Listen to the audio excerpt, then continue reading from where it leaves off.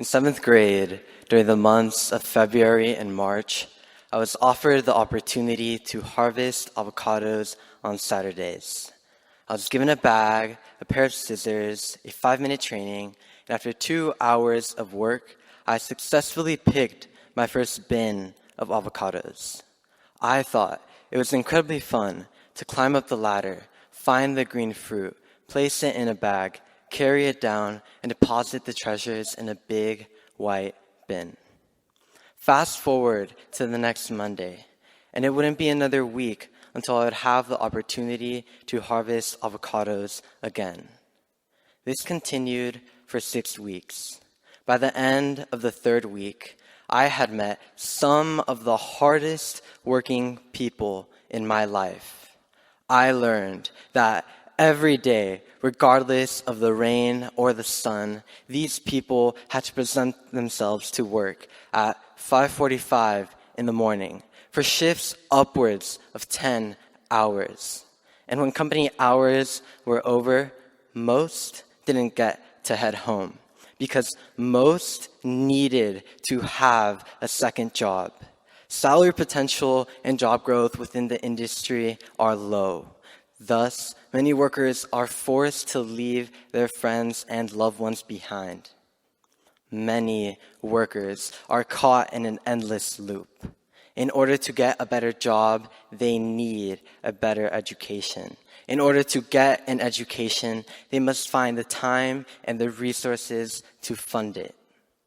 Many cannot work enough hours in the day to supplement their incomes and their families.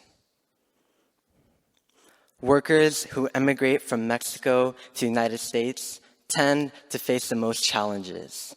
Many do not speak English. They do not know their rights. They do not know who to ask for help or how to find it. But what they did know is the value of an education. They knew the opportunities it can offer. They know the doors it can open. And they told me, you do not want to be stuck working in the fields because you have no alternative. You have a future ahead of you. When I was 11, I don't think I fully understood this message. But looking back, I wonder if this is when I truly started to appreciate the value of my education. Education gives you power. The power to make decisions, the power to be in charge of your life, the power to leverage a better salary, the power so many workers seek. A recent article published by Pew Research informs that as little as 8% of all Mexican immigrants possess a bachelor's degree. This discrepancy reminds me of the story of a particular worker and how he wanted to defy these odds. His story begins with his journey from Mexico into the United States. Halfway through his story, he paused and he looked me dead in the eye.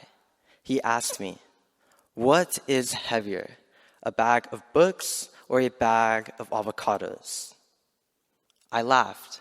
I told him, "A bag of avocados weighs over 80 pounds. But his eyes held the sad gaze, and he told me, "Choose your burdens and carry it with you." I left my family at the age of 16 to look for a better job. I dreamt of handing down my kids an education that I was never offered. I came to give them the torch of knowledge. And to most, this may sound like the usual Mexican immigrant story. But to me, it is so much more than that.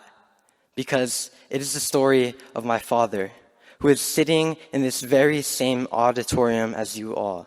It is the story of a man who to this day continues to tell me that one of the most important things in my life is my education. This is the story of my dad, who to this day still believes in the power of an education. A man whose every sacrifice has been so I could be offered the opportunities he was never given. so that I could learn physics and engineering, be president of a robotics team, so that his son could realize that educational opportunities are the most valuable thing in the world. And the opportunities we have today give us more options than ever before. In this digital era, more scientific discoveries, journals, and stories exist and are available digitally, open to all, meaning that marginalized communities who lacked access to the resources to choose their future will now have the resources needed to choose a future for themselves, such as the workers in Mexico who never had the opportunity to learn for themselves. I dream of a world where everyone takes advantage of online resources, because there has never been a better place, a better time to learn anywhere. For a year and a half, I learned online, and I got to experience what it was like to learn outside of the traditional public school setting. Every week, teachers would assign pre-built modules with detailed instructions on how to complete them. During this time, the biggest difference educationally was the ability to go back and review information on my own. This allowed me to juggle my time between focusing on family and friends or attending doctor's appointments. A return to in-person education and online education allows me to have hope for the future, because online education gives us the best of both worlds. I sincerely hope that access to online curriculum continues for many years, because I firmly believe that my backpack, full of books and a laptop, still weighs less than a bag of avocados.